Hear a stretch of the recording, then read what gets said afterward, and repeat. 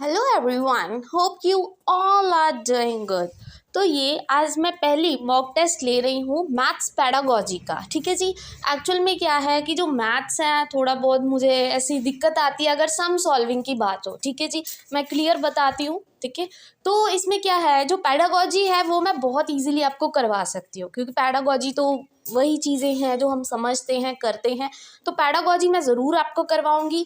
Daily के daily मैं maths के आपके लिए ज़रूर मॉक टेस्ट लेके आऊँगी। ठीक है जी, PYQs हैं वो करवाऊँगी, बट सॉल्विंग वाला क्वेश्चन मैं वो पार्ट नहीं करवाऊँगी। ठीक है जी, क्योंकि ऐसा है कि देखो, अगर मुझसे कोई गड़बड़ हो गई तो आपको भी मैं वही चीज़ सिखाऊंगी, गलत हो जाएगी तो कोई ऐसा मतलब नहीं होना चाहिए। ठीक है, तो जो क्लियर सी बात है ये है कि मैं आपको मैथ्स पेडागोजी की रिवीजन ज़रूर करवा दूंगी इन मॉक टेस्ट के through. So let's start with the first question. We as a mathematics teacher, कि हम एक मैथमेटिक्स टीचर हैं, इवेल्युएट करेंगे बच्चे की परफॉर्मेंस को फॉर, हम बच्चे की जो परफॉर्मेंस होती है, ठीक है, कि बच्चा कैसा परफॉर्म कर रहा है, बच्चा किस फील्ड में ज़्यादा अच्छा है, किस फील्ड में कम अच्छा है, तो हम उसको इवेल्युएट करते हैं। राइट, तो क्यों करते हैं, किस चीज़ के लिए इवेल्युएशन किया जाता है? अपग्रेडिंग द स्टूडेंट्स, बिल्कुल सही बात है। देखो, बच्चे को आगे और ज़्यादा प्रेरित करने के लिए अपग्रेड करोगे, उसके लिए इवेल्युएशन ज़रूरी है ताकि वो एक पॉइंट ऊपर जाए।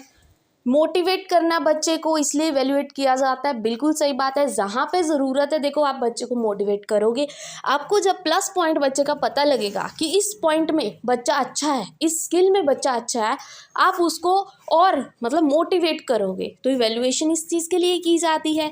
असेसिंग द टीचर्स परफॉर्मेंस, बिल्कुल सही बात है। आप देखो, बच्चे को इवेल्युएट कर रहे हो, अच्छी बात है, बट इससे क्या होगा, टीचर की जो परफॉर्मेंस है वो भी पता लगेगी कि टीचर किस तरह से पढ़ाता है, बच्चे को किस तरह से वो चीज़ समझ में आती है।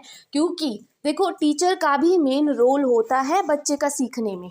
ठीक है, टीचर जैसा पढ़ाएगा बच्चा सीखेगा। टीचर जो होते हैं डिफ़र करते हैं। ठीक है, कोई अच्छा पढ़ाता है, ठीक है, कोई उससे भी ज़्यादा अच्छा पढ़ाता है, सबका पढ़ाने का स्टाइल अपना अपना होता है। तो तीनों ही चीज़ें बहुत ज़्यादा ज़रूरी है। ठीक है जी, जब बच्चे की परफॉर्मेंस की बात आए तो इवेल्युएशन क्यों की जाती है?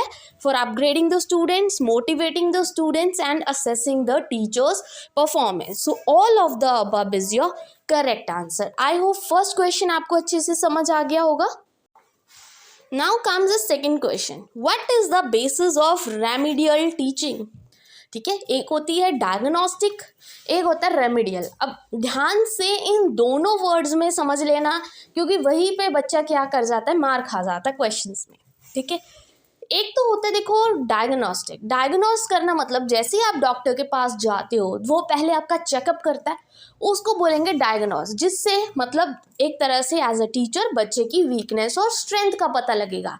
अब हमें वीकनेस और स्ट्रेंथ पता लग गई, अब हम उसको रेमेडी प्रोवाइड करेंगे, मतलब कौन सी चीज़ में उसको ज़्यादा मोटिवेट किया जाए, कहाँ पे उसको मतलब किस तरह से पढ़ाया जाए ताकि वो और अच्छा करे, वो होती है रेमेडी देना। ठीक है, चेकअप करके डॉक्टर दवाई देता है, वो रेमेडी होती है जिससे आप बच सकते हो एक तरह से डिसीज से। राइट, तो एक क्वेश्चन और इसमें से बनता है। क्वेश्चन था एक बहुत ही अच्छा था, एक अचीवमेंट टेस्ट होता है आपके पास, एक डायग्नोस्टिक टेस्ट होता है।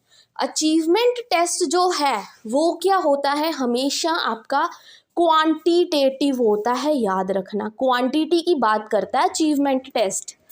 ठीक है, ग्रेड्स लगाए जाते हैं उसमें बच्चों के, इसलिए वो क्वांटिटेटिव होता है। और जो डायग्नोस्टिक टेस्ट होता है वो आपका क्वालिटेटिव होता है। इन दोनों में याद रखना, ये क्वेश्चन आया हुआ था। ठीक है जी, तो अभी जो हमारा मेन क्वेश्चन है वो आते हैं बेसिस ऑफ रेमेडियल टीचिंग। तो रेमेडियल टीचिंग के मेन बेसिस क्या है, मेन एम क्या है, क्यों रेमेडियल टीचिंग की जाती है? डायग्नोस करने के लिए, बिल्कुल सही बात है। देखिए, बच्चे की वीकनेस पता करने के लिए, बिल्कुल सही बात है। इंडिविजुअल डिफरेंस को ध्यान में रखते हुए, बिल्कुल सही बात है। तो all of the above is your correct answer. I hope this is clear. Next question, lesson plan develops the possibility of. अब आते हैं हमारे बीएड पे। ठीक है, लेसन प्लान्स बनाते हो आप, ठीक है, प्रीवियस नॉलेज बच्चे की चेक करते हो, सब कुछ मतलब लेसन प्लान आप उस अकॉर्डिंग बनाते हो, मॉडल्स तैयार करते हो, charts, pictures, wherever necessary, तो वो चीज़ें आप ध्यान में रखते हो। अब जो लेसन प्लान है वो किस चीज़ की पॉसिबिलिटी डेवलप कर देगा, ठीक है, वो कर देगा, सीधी सी बात है, एडजस्टमेंट, कि आपको पता लग जाएगा, आपने अपने लेसन प्लान के अकॉर्डिंग क्या कर देना है, एडजस्ट कर देना उस चीज़ को। तो जो लेसन प्लान होता है ना एक प्रॉपर, कि एक टीचर है वो क्लासरूम में एंटर करने से पहले ही प्लान करके आया है कि आज मुझे ये पढ़ाना है, ये चीज़ें मैं यूज़ करनी है, तो इससे क्या हो जाएगी, ज़्यादा पॉसिबिलिटी किस चीज़ की है, प्रॉपर एडजस्टमेंट की, दिक्कत नहीं आएगी, बाकी चीज़ें नहीं होंगी इसमें, ठीक है जी। नेक्स्ट क्वेश्चन पे आते हैं, लेसन प्लान्स हेल्प इन, ठीक है जी। तो ये चीज़ें ना, ये जो क्वेश्चंस है पेडागोजी के, अगर आप खुद पे लगा के देखो ना तो आप इजीली इनके आंसर्स निकाल लोगे। लेसन प्लान हेल्प्स इन, तो एक लेसन प्लान है वो कैसे हेल्प करता है हमारी, applying theoretical knowledge in the class. देखो जी, थ्योरेटिकल जितनी भी नॉलेज है आप क्लास में जाके उसको अप्लाई कर सकते हो, तो देखिए सही बात है, लेसन प्लान में यही तो चीज़ें होती हैं।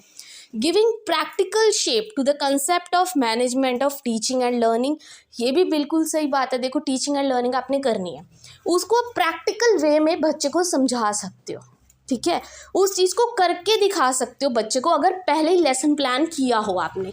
अगर लेसन प्लान नहीं किया, ऐसे ही मुंह उठा के चल दिए कि चलो जी आज बच्चों को ये पढ़ा दूंगी, कोई बात नहीं, टाइम ही पास करना है, तो ये चीज़ नहीं हो पाएगी, राइट। तो एक जो लेसन प्लान होता है वो किस चीज़ में हेल्प करता है, एक टीचर की थ्योरेटिकल नॉलेज, ताकि जो टीचर को अपनी थ्योरेटिकल नॉलेज है उस कंसेप्ट के बारे में जितनी भी नॉलेज है वो अप्लाई कर सके, प्लस एक प्रैक्टिकल शेप दे देता है उस कंसेप्ट को कि हम करके दिखा सके बच्चे को, ठीक है। तो दोनों ही क्या होंगे, A and B is your correct answer. I hope this question is also clear, अच्छे से आपको समझ आ गया होगा। अपनी तरफ से पूरी कोशिश है मेरी कि जितने भी PYQs हैं आपको मॉक टेस्ट में सारे मैं एक तरह से रिवाइज करवा दूं, ताकि आपके लिए हेल्पफुल हो जाए, राइट। नेक्स्ट क्वेश्चन बहुत ही अच्छा क्वेश्चन है, प्यारा क्वेश्चन है, अगर आप थोड़ा सा दिमाग लगा के देखो, ठीक है। फर्स्टली आई वांटेड कि आप खुद इस क्वेश्चन को ध्यान से देखो और समझो कि वो कहना क्या चाहता है। विच मैथड्स मेक रेमिडिएशन, मतलब रेमेडी प्रोवाइड करनी है अपने बच्चे को। डायग्नोस कर लिया कि अभी आपको पता है कि हाँ बच्चे में ये वीकनेस है, ये उसके स्ट्रेंथ्स हैं, अब आप उसको रेमेडी प्रोवाइड करोगे, तो इनमें से कौन सा मैथड यूज़ करोगे। देखो ना इनमें ऑल ऑफ अबव है, ना ही नन ऑफ दीज है, तो आप तो फंस जाओगे, क्योंकि आपको एक मैथड चूज़ करना है जो बेस्ट है, ठीक है। तो एक एक मैथड के बारे में पता होना चाहिए। तो देखिए आपको अब स्ट्रेंथ पता है, वीकनेस पता है, डायग्नोस कर लिया, अब आपने रेमेडी प्रोवाइड करनी है। कैसे करोगे, लेक्चर मेथड से। देखो लेक्चर देके आप कभी भी बच्चे को रेमेडी थोड़ा प्रोवाइड करोगे, हेल्प थोड़ी कर पाओगे, आप उसकी स्ट्रेंथ और वीकनेस पर काम थोड़ी कर पाओगे लेक्चर देके सिंपल, तो ये नहीं होगा। सोर्स मेथड, किसी सोर्स के थ्रू आप पढ़ाओगे, किसी और टीचर को बुला के पढ़ाओगे, तो ये सब भी नहीं चलेगा, ठीक है, क्योंकि आपने रेमेडी प्रोवाइड करनी है, आपने ऑलरेडी देख चुके हो कि कौन सी स्ट्रेंथ है, कौन सी बच्चे की वीकनेस है। तो क्वेश्चन आंसर भी नहीं होगा, बच्चा क्या सुपरवाइज स्टडी, सुपरवाइज करोगे आप बच्चे को। आपको जिस बच्चे का पता है कि हाँ यहाँ पे वो वीक है, तो आप उसको डायरेक्ट करोगे, सुपरवाइज करोगे, हेल्प करोगे, ठीक है। तो हर वर्ड का मीनिंग आपको पता होना चाहिए। सुपरवाइज करना, डायरेक्शन देना, हेल्प करना, जिसे स्कैफोल्डिंग कहते हैं वैगोट्स्की की लैंग्वेज में, ठीक है।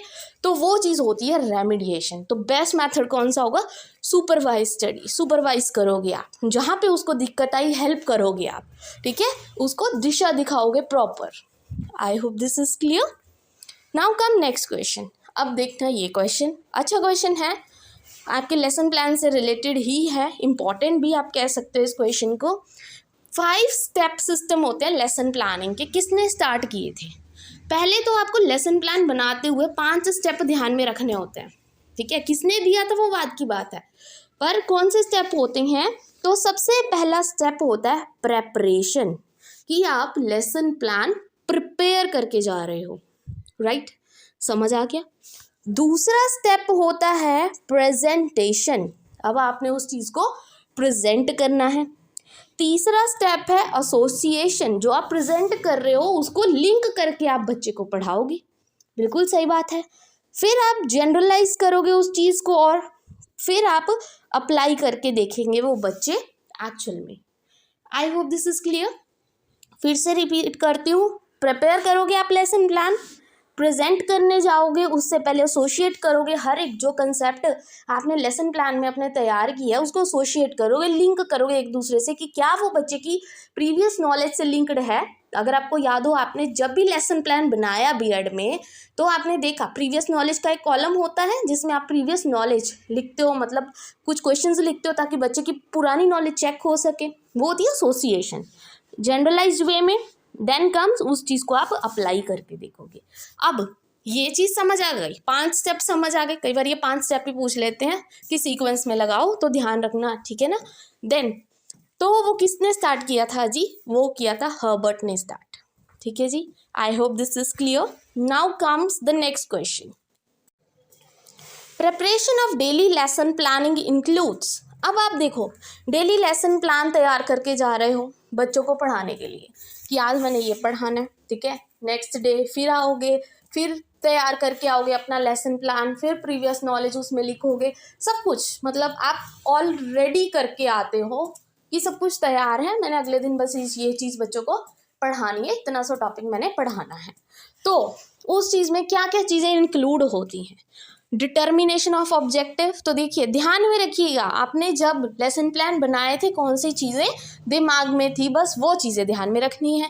ऑब्जेक्टिव्स आप लेके चलते हो, बिल्कुल सही बात है। देखिए, ऑब्जेक्टिव होंगे कि आज मैंने बच्चे को ये पढ़ाना है, अच्छे से पढ़ाना है, ये कंसेप्ट उसके दिमाग में डालना ही डालना है। मैं कुछ ऑब्जेक्टिव्स लेके जा रही हूँ ताकि बच्चे को ये डेफिनेशन भी क्लियर हो, इसका ये न्यूमेरिकल भी क्लियर हो, ठीक है। ये सब चीज़ें ऑब्जेक्टिव मैं लेके चल रही हूँ, ठीक है। ऑब्जेक्टिव के बिना तो काम ही नहीं होगा। सिलेक्शन ऑफ कंटेंट, बिल्कुल सही है। देखिए, कंटेंट भी तो आप सिलेक्ट करोगे कि मैंने आज बच्चे को पढ़ाना क्या है। देन मैथड्स, ये तो मोस्ट इम्पॉर्टेंट है कि कौन से मैथड से मैं पढ़ाऊंगी बच्चे को ताकि बच्चे को और अच्छे से समझ आए। तो all of the above is your correct answer. I hope ये तो सिंपल सा क्वेश्चन था, राइट।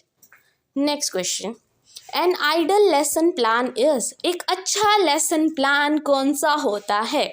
तो देखिए जी, जो ऑब्जेक्टिव बेस्ड हो, तो अभी मैंने बताया, देखिए ऑब्जेक्टिव लेना तो बहुत ज़्यादा ज़रूरी है कि मैं अपने दिमाग में एक ऑब्जेक्टिव लेके चल रही हूँ कि मैंने बच्चे को आज ये पढ़ाना ही पढ़ाना है, ये कंसेप्ट क्लियर करवाना ही है तो करवाना है, और वो ऑब्जेक्टिव होता है। बिल्कुल सही बात है। देखिए, अच्छा लेसन प्लान वही होता है जहाँ पे टीचर पहले ऑब्जेक्टिव लेके चलता है, राइट।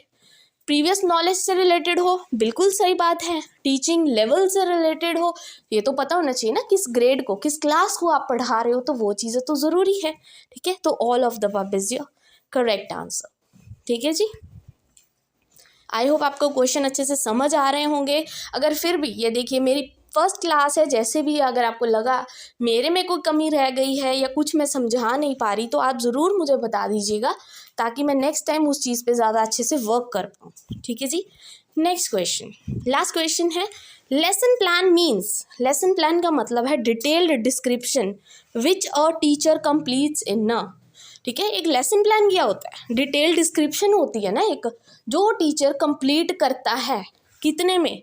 एक डेफिनेट पीरियड में, मतलब एक प्रॉपर टाइम पीरियड होता है ना, आपको टाइम दिया जाता है कि आपने 45 मिनट्स का जो लेक्चर होता है, कईयों का 42 होता है, डिपेंड करता है, ठीक है। तो इस इतने मिनट में आपने क्या है, अपने कंटेंट को क्लियरली बच्चों को समझाना है with proper objectives, with proper methods. तो ये एक क्या है, डेफिनेट पीरियड में किया जाता है। तो इसका सही आंसर क्या हो गया? एक डेफिनेट पीरियड।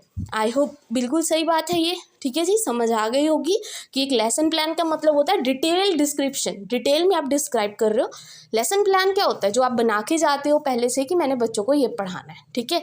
तो आप प्रॉपर टाइमिंग भी तो सेट करोगे, ऐसा थोड़ी है कि फालतू में लेसन प्लान बना के आ गए पर आपका अभी चैप्टर इतना सारा पढ़ा बट टाइम खत्म हो गया। नहीं जी, एक डेफिनेट पीरियड को ध्यान में रखते हुए आप उस टॉपिक का लेसन प्लान बना के लेके आओगे। सारा दिन तो नहीं चलेगा, देखो फुल डे वाला तो बिल्कुल नहीं होगा, नन ऑफ द अबव है ही नहीं है। इनडेफिनेट पीरियड मतलब खुद ही पढ़ाते जाओगे तो बाकी लेक्चर्स कब लगेंगे, ठीक है। तो ये सब चीज़ें क्या है, ध्यान में रखनी होती है। So these are some mock test questions, ठीक है जी। आई होप आज की जो फर्स्ट क्लास है आपके लिए अच्छी रही होगी, यूजफुल रही होगी। अगर आपको वीडियो अच्छी लगी हो then please don't forget to like and subscribe my channel. Thank you very much.